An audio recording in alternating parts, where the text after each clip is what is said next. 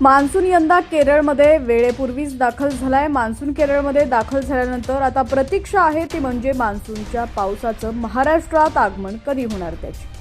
हवामान विभागाकडून एक चिंताजनक बातमी समोर आली आहे। संपूर्ण बातमी आपण पुढे पाहूयात त्याआधी तुम्ही HPN मराठी न्यूज चॅनल पहिल्यांदाच पाहत असाल आणि अजूनही चॅनलला सबस्क्राइब केलं नसेल तर नक्की सबस्क्राइब करा आणि बेल आयकॉनवर क्लिक करून नोटिफिकेशन्स मिळवा, जेणेकरून आमचे अपडेट्स लवकरात लवकर तुमच्यापर्यंत पोहोचतील।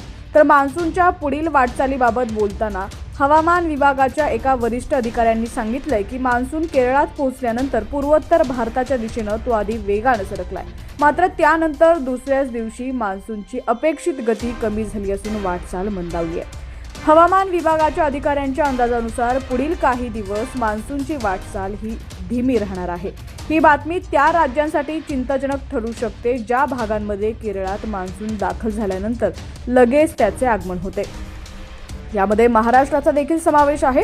केरळमध्ये मान्सून दाखल झाल्यानंतर साधारणपणे 9 ते 10 दिवसात मान्सूनचं आगमन राज्यात होतं, मात्र आता मान्सूनची गती मंदावल्यानं मान्सून राज्यात दाखल होण्यास विलंब होऊ शकतो। मान्सूनची गती मंदावण्याचं कारण सांगताना IMDच्या अधिकाऱ्यांनी म्हटलंय की रेमल चक्रीवादळामुळे मान्सूनची बंगालच्या उपसागराची शाखा मजबूत झाली, मात्र दुसरीकडे याचा फटका हा अरबी समुद्राच्या शाखेला बसलाय, त्यामुळे मान्सूनची वाटचाल मंदावलेली आहे।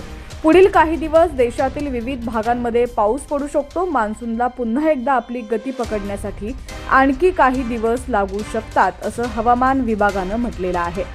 दरम्यान तोपर्यंत महाराष्ट्रातील काही भागांमध्ये अवकाळी पाऊस सुरूच राहणार आहे। आज देखील पावसाचा इशारा देण्यात आलाय। विजांच्या कडकडाटासह पावसाची शक्यता आहे। पावसाचे अपडेट्स पाहण्यासाठी HPN मराठी न्यूज चॅनलला सबस्क्राइब करा आणि बेल आयकॉनवर क्लिक करून नोटिफिकेशन्स मिळवा, जेणेकरून आमचे अपडेट्स लवकरात लवकर तुमच्यापर्यंत पोहोचतील।